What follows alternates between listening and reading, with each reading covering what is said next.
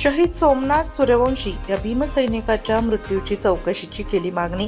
परभणी येथील घटनेच्या निषेधार्थ तसेच पोलिसांच्या मारहाणीत शहीद झालेल्या सोमनाथ सूर्यवंशी या भीमसैनिकाच्या मृत्यूची चौकशी करावी या मागणीसाठी आंबेडकरी चळवळीचे केंद्र असलेल्या नाशिकच्या मनमाडमध्ये डॉक्टर आंबेडकर यांच्या पुतळ्याजवळ समस्त भीमसैनिकांनी एकत्र येत धरणे आंदोलन सुरू केले।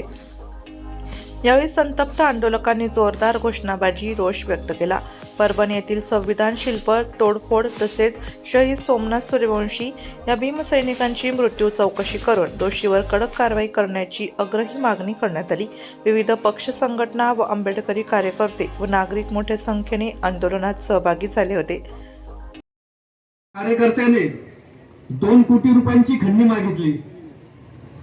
ती खंडणी मागत असताना त्या कंपनीच्या कार्यालयामध्ये जे काही वॉचमन होते, दलित समाजाचे, काही सवर्ण समाजाचे वॉचमन होते, काही दलित समाजाचे वॉचमन होते, काही वॉचमन त्या मस्साजोग येथील गावचे रहिवासी होते। म्हणून मस्साजोगचे सरपंच संतोष देशमुख हे त्या कंपनीच्या कार्यालयात गेले आणि ते भांडण मिटवण्याचा त्यांनी प्रयत्न केला। त्याचा राग धरून एका मंत्र्याच्या गुंडाने त्यांचा निर्गुणपणे हत्या केली।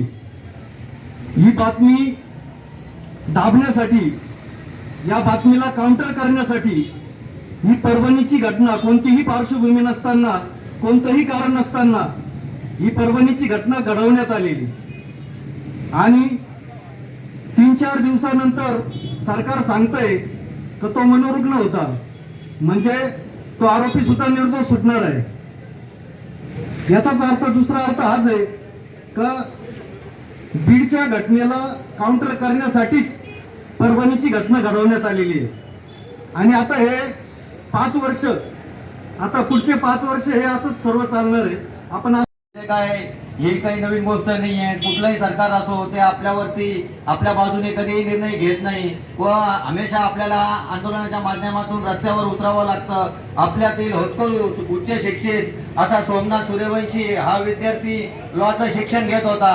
आज परभणीमध्ये झालेल्या आंदोलनामध्ये त्याच्यावरती खोट्या स्वरूपाचे गुन्हे दाखल करून आपली चळवळ संपवण्याचा डाव या शासनाने नेहमीप्रमाणे हातात घेऊन यशस्वीरित्या तो पार पाडण्याचं काम चालू आहे।